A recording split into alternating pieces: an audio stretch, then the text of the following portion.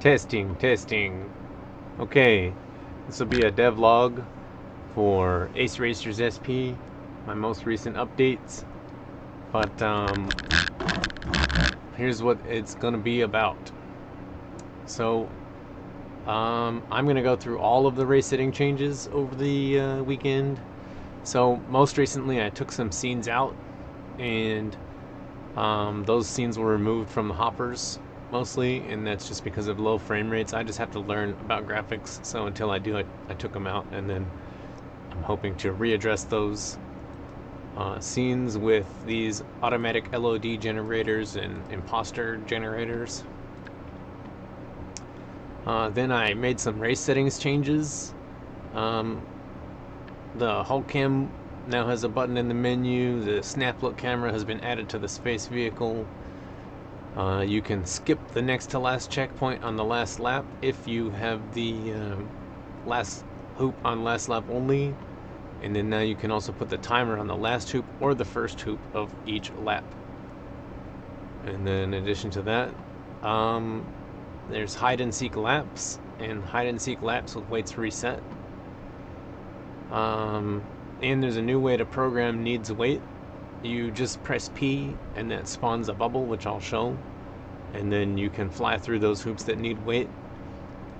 And that's to overcome the problems that arise when you try to drive the weight around to program the weight in. The original plan was that you connect to the weight in space mode and then push it around, and then it just ends up where the exact location that you want it to be at the beginning of the race gets affected by that, and it's undesirable.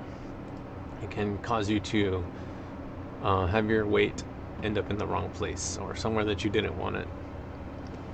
There's a bug fix where for some reason you can see now I'm selecting with the keyboard, and I can also select with the game controller. Let me connect up my game controller. So it wasn't working in the main menu, and I couldn't figure out why. So now that should be working. It's kind of a bug fix workaround. It seems like one of these things that'll go away later in a future Unity update, but I'll never know that happened. There is one other problem though, and that's that if you get up into this text box, it gets stuck in there. And I'm not really sure why that is, but I think that's something I just have to learn. But if you just press escape, then it goes back. So if you get stuck up in there, you just press escape, and you can program which button is going to be escape. If you want to program it on your gamepad to be start button or something like that, you can do that, although I did not do that by default. I do not think that that was what I wanted the start button to be for, so it's got some other function. Okay, so I'm going to try to go over the new features, and in order to do that, I'm going to go popping into, I'll just go straight to the drone. So this set of levels, actually this particular set of levels, I also made some significant changes that you would never notice. But there used to be a complex series of box colliders on all these meshes that were included in the asset, and I got rid of all of them, and now everything is a mesh collider, so you will more exactly hit each surface instead of kind of maybe being far away from it. Or another problem that there was is that you would go right through some of the walls and just wind up out of space. So to fix that, now everything has a mesh collider. You shouldn't be able to escape the space station through the walls anywhere, and then it should also not collide you way out in space. And that's important because if you want to put a hoop somewhere and you want to put it like kind of occupying the same space, then you don't want to be thinking that you can go there and then bonking into something that's not even there. So all of that is gone. So now popping into the settings that are new. So this number of laps buttons, this applies to any kind of laps. So if you have this number of laps, this number of laps, this laps, or this laps, this is still the lap count for all of those. So whatever you put there, that's going to be the lap count, no matter which setting you choose here. So hide and seek existed now for at least 2 weeks, and what hide and seek is it's not necessarily hide and seek, but at the start of the race, all of the hoops are live, and then you can go through them in any order you want from any direction that you want. So if you're in an environment like this, then actually it would be more like hide and seek, because where are they? You could put them anywhere, and then the goal would be to fly around and try to find them, and that's like hide and seek. But if you're just out in open space, or you just kind of put all the hoops in one little place, the goal is to figure out the fastest way to go through them all. You get to pick your own order of hoops, which is something that people do like to do. Hide and seek does that as well, because all of the hoops are live at the beginning of the race, and then you can just try to get through them in whatever order you like. If you think you figured out a shorter total distance, then hide and seek accomplishes that goal as well. So then normal hide and seek, once you've gone through them all one time, it's over. Hide and seek laps. Now once you go through them all and you get to the last one, it's just going to reset them all, and now you're on the next lap. That does mean that you can go through them all and then just turn around and go right back through the one you just went through.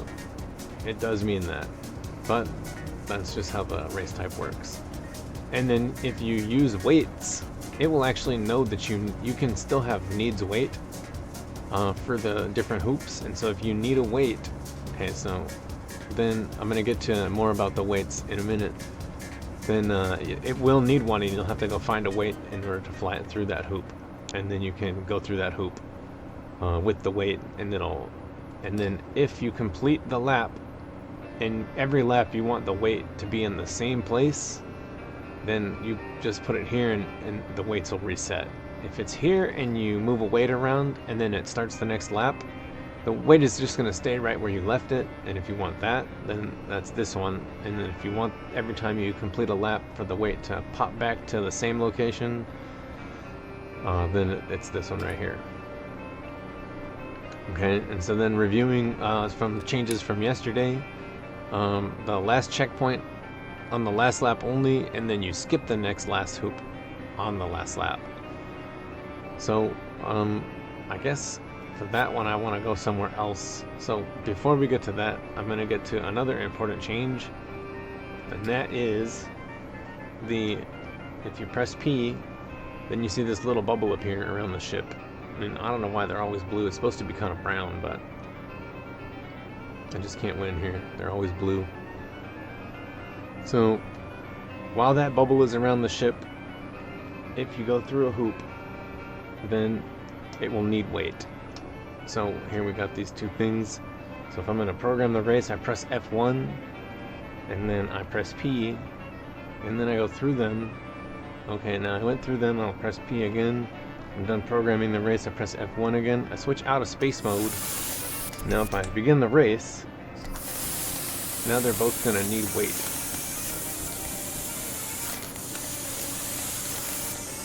So I don't know, they don't seem to be needing weight. Oh, they do. I just don't have the visual ring. There's supposed to be a visual ring right there, so I don't know why I don't have a visual ring right there. So what we're going to do is quit racing. I'm going to go to space mode, and I'm going to place some different rings that I know show the ring. Okay, so doing this again, all I do is press F1 and press P, and then I go through and I program the two, and then I press P again, and I press F1 again. And now if I go back to race to the ship mode, and now you see there's this blue ring in there. That means that it needs weight. So if you don't see like a blue or purplish ring, then you can go through it without a weight. And if you see the blue ring, then that one needs a weight. So I'm going to do a little experiment really quick right here, because I just need to learn something for myself. Because I thought I had this all sorted out.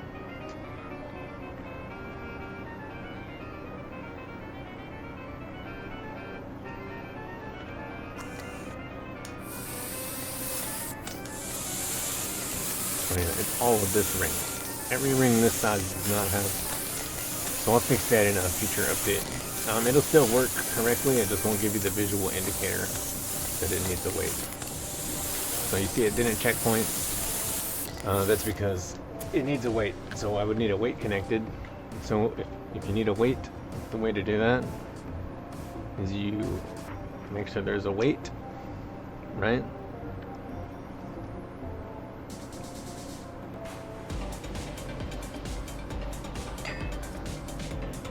And then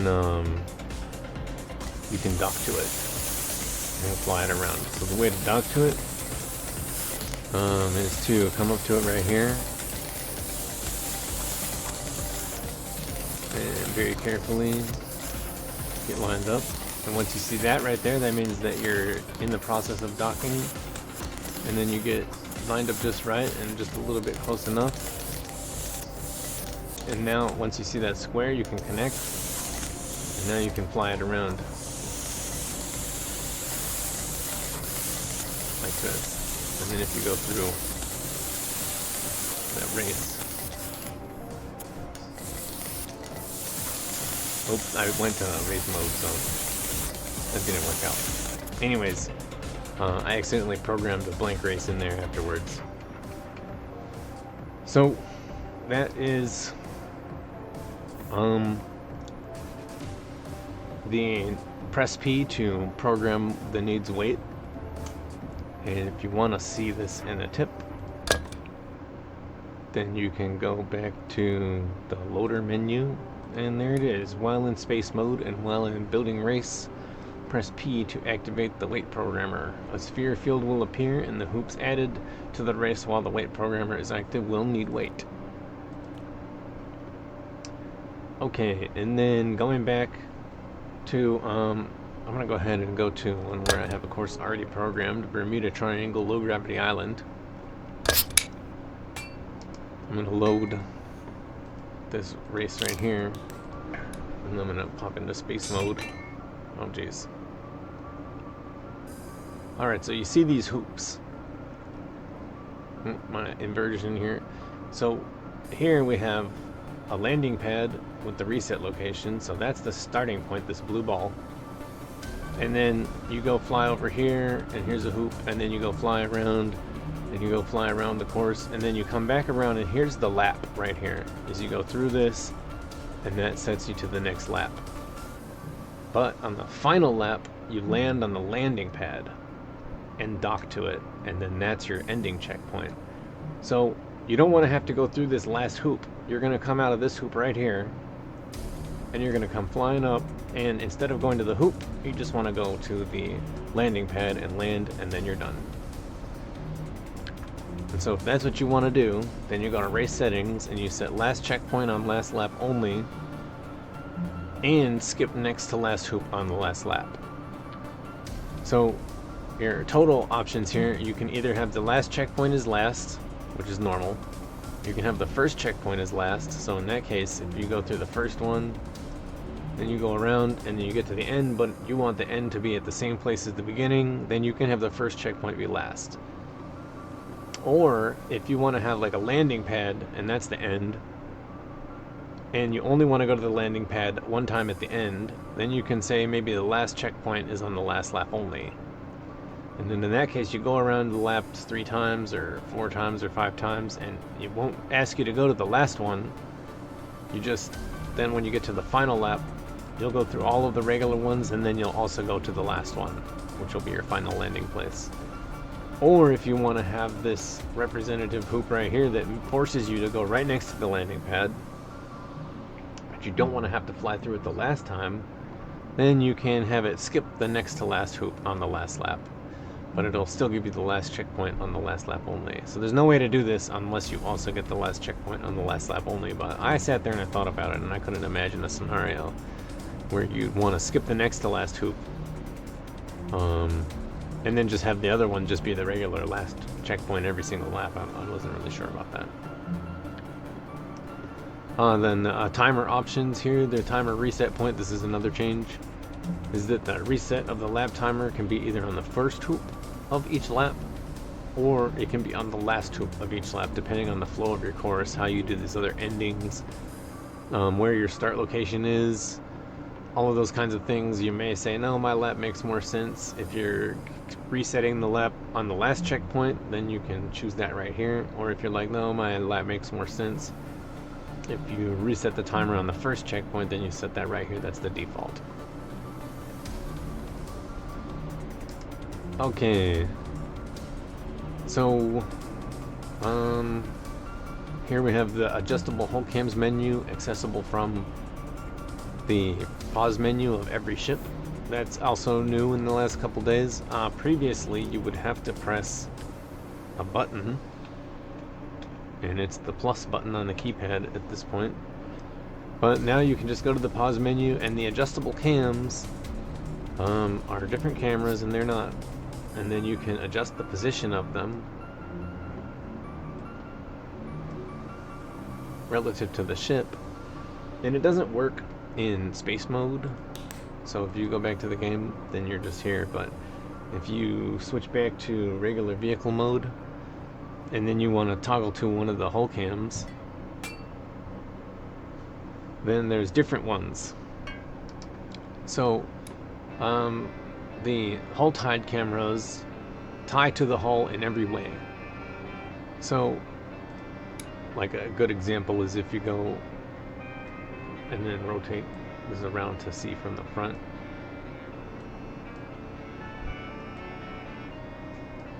Okay, so you have a hull tied camera in the back.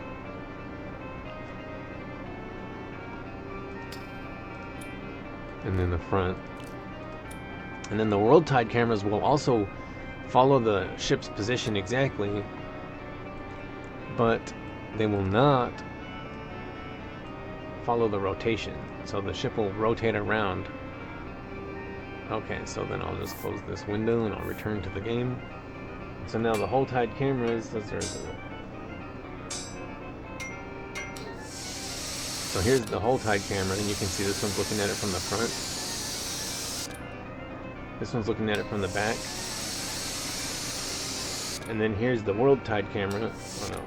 Here's the world tied camera. You can see that it's following the ship, so the ship is always going to stay in the middle. But it's just staying in the same relative position to the ship up here above where I left it. So it gives you a different angle to view. Okay, so now that is actually available from the pause menu. So you can go set them up, and then you can see the buttons that you need to select them in the configuration menu under camera controls, and those are called the hull cam. Hull cam 1, 2, 3, and 4. So F4, F5, F6, F7 are default. You can cycle to these cameras. Just to review, cycle camera settings. So if you go to the camera cycle settings, once you've set your camera positions up and you want to cycle only between those hull cameras with a single button, then here you can see the cycle doesn't even include these. You have two different camera cycles. And so if we go back to the config really quick, the camera controls. So you have a cycle next camera and cycle previous camera, and those are set to your brackets. And then you have cycle camera 2 next and cycle camera 2 previous, and that's B and N down here. And you can set those up on your, game controller or whatever, or your joystick or whatever. So you have two of those. So if you cycle camera next for the first one, then it'll just go down the list and up the list here. And then you can check these boxes to determine which ones are going to be on that list. So if they're checked, they'll all be on the list, and if they're unchecked, then they will not.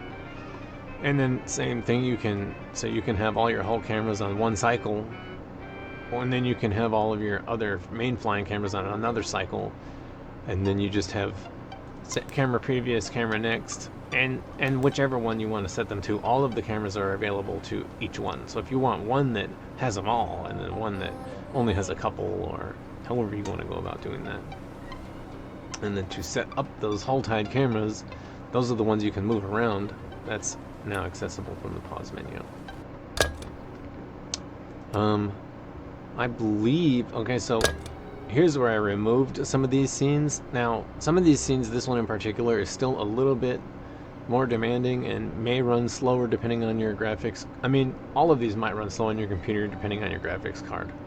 But the recommended graphics card on the Steam page is a RTX 3060. And if you have an RTX 3060, all of this should run. This one will be the slowest performing one. All of these should be perfectly playable though if you have an RTX 3060. If you have less than an RTX 3060, then some of these are easier than others. You just kind of have to try them all out and see what it ends up happening. Here we have one that's got the low poly textures, so it should be a little easier on some computers and still give you kind of a nice environment to fly around.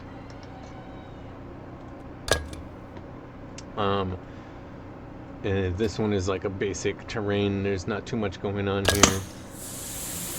It still might, maybe depends on your computer, but it should run pretty smooth.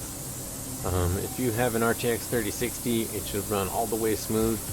If you have less than an RTX 3060, I think it should still go pretty well, but I actually don't have a baseline to know how it runs exactly. So all of those kinds of things are, the graphics are something that I just don't know that much about.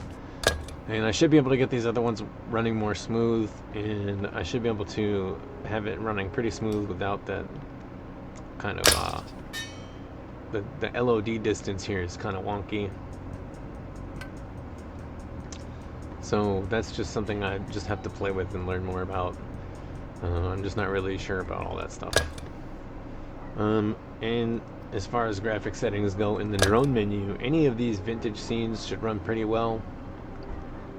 There's some newer ones that are lower poly.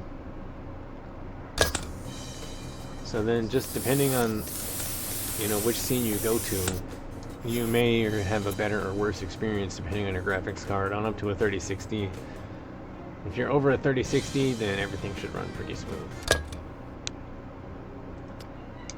And then going back to the main, and you can see that it is allowing you to select with your game controller. You might have to escape out if you get stuck up in that text box, and I'm not really sure on what to do about all that. But that pretty much summarizes everything that I've been working on. Well, it doesn't necessarily. I mean, I got other things kind of cooking, but those are the main things to be knowing about. Alright, thank you.